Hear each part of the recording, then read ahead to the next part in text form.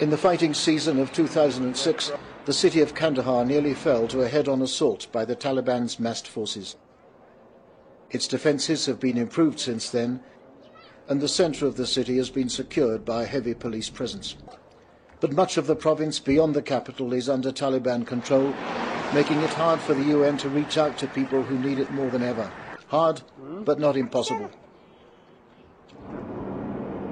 We're on the road again, this time through the dust, to the town of Spin Boldak on the border with Pakistan. It is a hostile environment and the Taliban aren't the only hazards here. But the road is threatened by them, and one of their leaders has urged his followers to go out and capture a foreigner. What about the people coming in? So it's not a safe place, but worth visiting. The Spin Boldak is on the front line of a concurrent war against polio. 8,000 people use this crossing point every day, and among them, every child under 5 is immunised against polio. There are no exceptions. We managed to get per day something like 500 children who cross the border from the side of Pakistan to Afghanistan, and then we have the children who are crossing the border from Afghanistan side to Pakistan.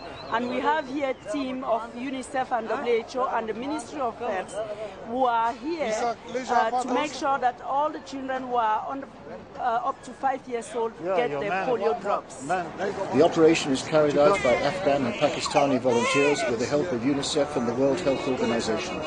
The two governments of Afghanistan and Pakistan are not always on the best of terms, but the cooperation here is fantastic, and there is a real chance that in the middle of this war in Afghanistan, polio can be eradicated from this country. Because of the war, there are parts of Afghanistan that the child-saving teams can't reach. Last year there were 31 cases, this year there have been just 6, and war or no war, next year has been set as the target date for complete eradication. The only difference between the two border procedures is that men who cross into Afghanistan are body searched on arrival. The anti-polio regime is exactly the same. And remember that this is conducted in time of war. It's immunization under the gun, guns at the border post, and guns protecting the Shura, the local council, at its meeting with our UNICEF delegation. These are the elders who make the anti-polio campaign work in their communities, going first not house to house, but mosque to mosque. The elder explains he is also a religious teacher. As part of the teaching, he has urged his people to get their children immunized against polio, and he has come to the meeting with a picture of one of his classes. Then 4 times a year the polio campaign is taken house to house across the country, in areas under the government control. The aim is 98 to 99% coverage.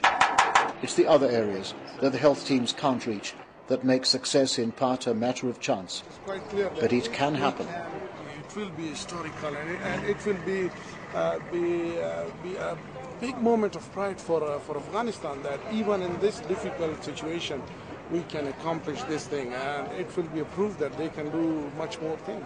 20 years ago, polio was endemic in 125 countries. Today, that's down to just 4. And the crossing at Spin Boldak is a gateway between 2 of them, Afghanistan and Pakistan.